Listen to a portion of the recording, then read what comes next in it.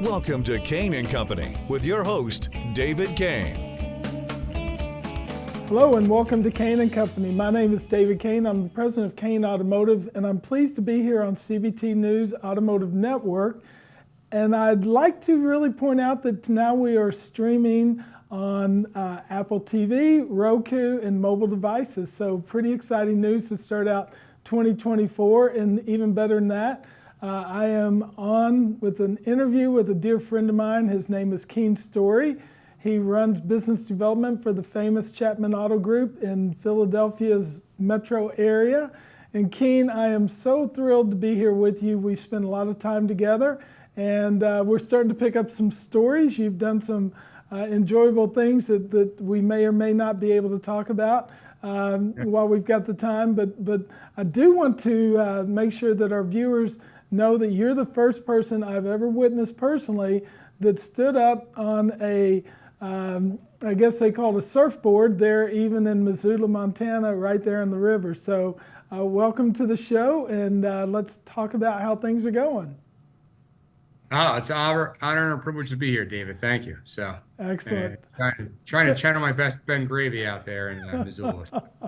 Excellent. Well, would you do us a favor and just, we always like to find out how you get in the car business or how you got in the car business. I know you work with your brother. I've got 5 brothers that are in the business with me. I know what it's like to work with family.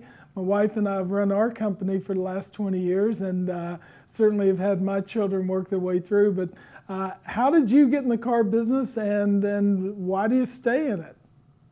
Yeah, so out of college, went to St. Joe's University here in Philadelphia, graduated in 2003 with a marketing degree, and want to get into sales first before getting into marketing. So had one previous job before automotive, and then just applied for a sales position at one of our dealerships here at Chapman.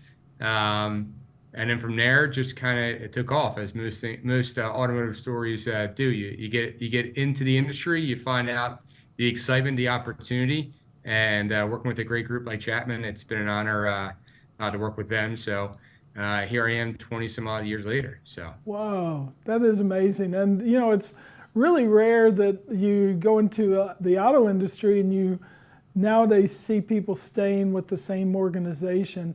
Let's talk a little bit about the culture of your operation and what has really helped define what makes Chapman different in your marketplace. Sure, yeah. So they obviously have been around. It's our 50th year this year. Wow. So and it's a family-run organization. Great family, great people, and they've created a culture of that throughout their whole organization with their employees. So their motto is take care of the employees will take care of the customers, and then from there we'll all be happy. So through the ups and downs, I think you can see the character of everybody, and they have shined through through the highs and lows of this industry over the last 20 years. So no question. What's interesting is Chapman is dominated by the Ford brand. You have other brands in your portfolio. But I remember when I worked at Ford Direct 20-some years ago, Philadelphia Metro was the most concentrated marketplace for the Ford brand. It really is important for you all to differentiate by service, by marketing, by culture, why they should consider and of course buy from your dealership. How do you separate in a crowded marketplace like that? I think it's with your people. I think it's the first impressions, that once was when you walk into a dealership, and it still is when you walk into a dealership, the impression you get. But now with the customer care and business development world, when they call us, when they text us, when they chat with us, their experience on the website, things they experience through just word of mouth, I think that's the main differentiator that you try to get. And then once you bring them into the Chapman family and become a customer, just making sure that you take care of them after the sale, in service and following up with them. And that's been our kind of main point especially the last 5 years, but last really 10 years that I've been working with the business development side. So just trying to get our customers and making sure we take care of them and they come back to us again and again, hopefully. Yeah, it's interesting. I love kind of the jawing back and forth between you and your brother.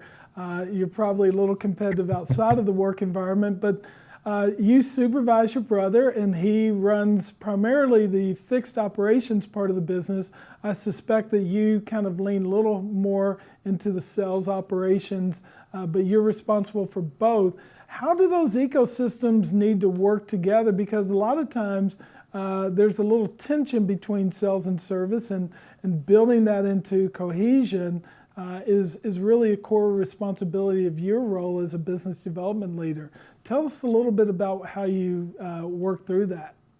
Yeah, sure. So I think it begins, not during the sale, before the sale. During the walk around with the customer, introducing them to service.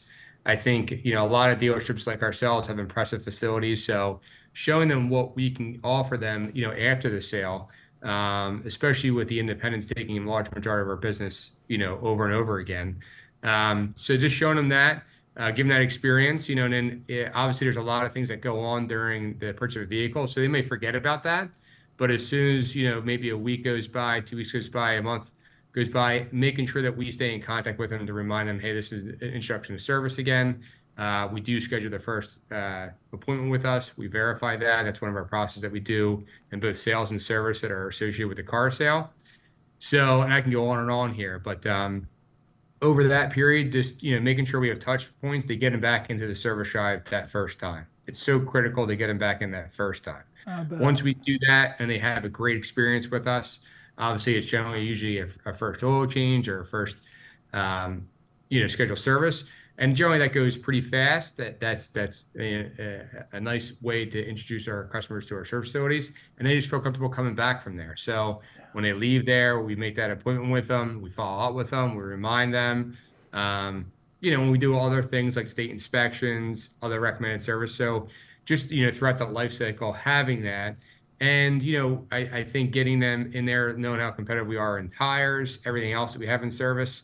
Just keeps them drawn to the dealership and attached to us. So when they are in the market for a next vehicle, either whether they are in the market or whether we approach them with an offer to get back in the market with a vehicle, it's just a little bit easier of a transition, and they have that trust factor already.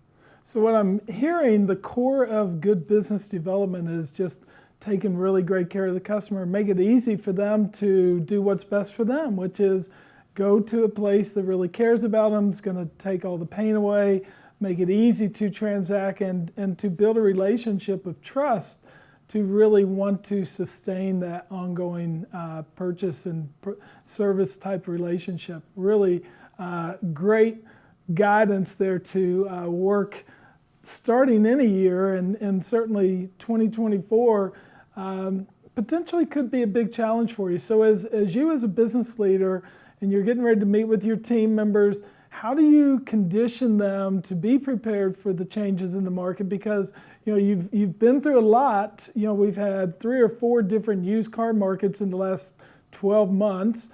We've had a whole bunch of challenges in the new vehicle market. What do you say to your team? And also, could you call out some of the things that you all do to build cohesion in your team? Because I know you all do a lot of outings together. You build relationships. Let's talk a little bit about preparation and sustaining a good team.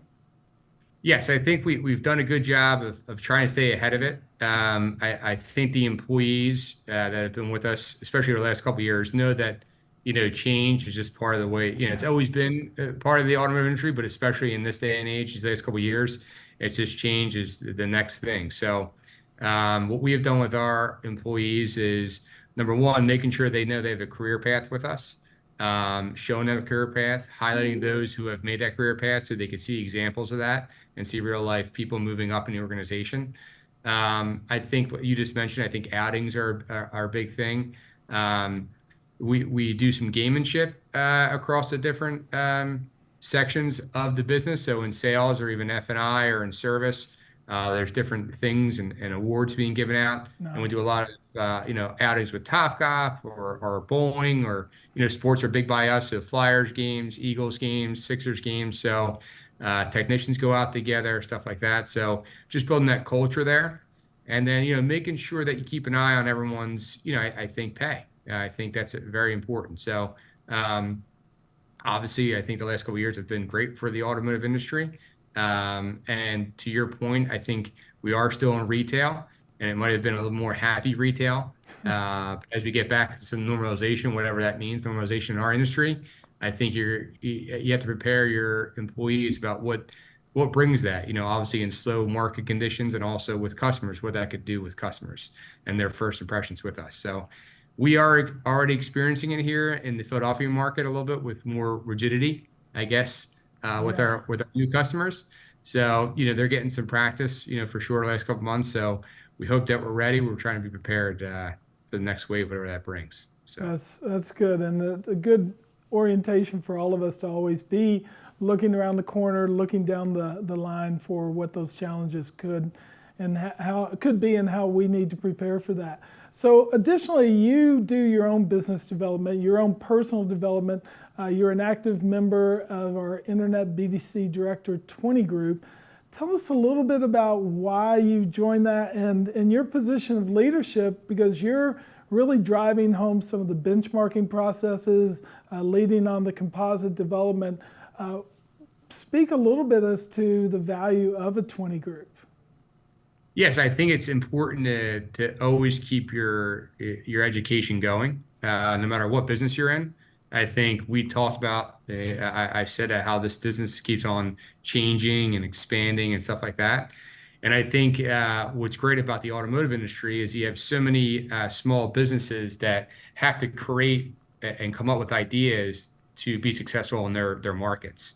And when you get around people like-minded people that are in the same position or about the same position, and they can speak about what has worked for them, what has not worked for them, I always say it's like going to therapy, so you can hear some of the things that you experience, so you're not alone out there, but also hearing about what has worked for them and saying, wow, that's a great idea. That's something I could bring back, for us. And I think the biggest challenge is not trying to get too many great ideas to try to bring back, just bring back those one or two things. But and also at the same respect, giving back to others that are maybe just joining the automotive industry or just joining a position in business development, and saying, here's some ideas, or here's some things that I have done that have worked to maybe help you out in your career. So wow, that's so cool. Thank you for that. It is interesting. I've just spent several days over the holidays, like a lot of people, watching football, and we're Jalen Hurts fans in our family, and I don't know why. I've always enjoyed watching the Eagles play, and I think Frank LeMaster, who played for the University of Kentucky, was a linebacker for the Eagles, and I always liked the Eagles on the helmet. But my son and I and my wife watch these games together, and I woke up on Tuesday morning and I was exhausted. It was like, oh my God, I've watched too much football. And I know that's kind of blasphemy, but being from a sports town with the Flyers and the Phillies and the 76ers and the Eagles, you guys have been in the hunt, and I have to tell you, a lot of big metro areas would be very jealous of the successes you guys have experienced, and I hope the Sixers do well. I certainly hope the Eagles finish out the season strong, and just can't thank you enough for joining us here, Keane. It's been a real pleasure. Thank you very much. Of course, go Birds. Yes, so thanks for having me. All right, and thank you guys for joining us here on Kain and Company on the CBT Automotive Network, now streaming on Roku, Apple TV, and mobile devices. We'll see you next time. Bye now. Thanks for watching Kain and Company with David Kain.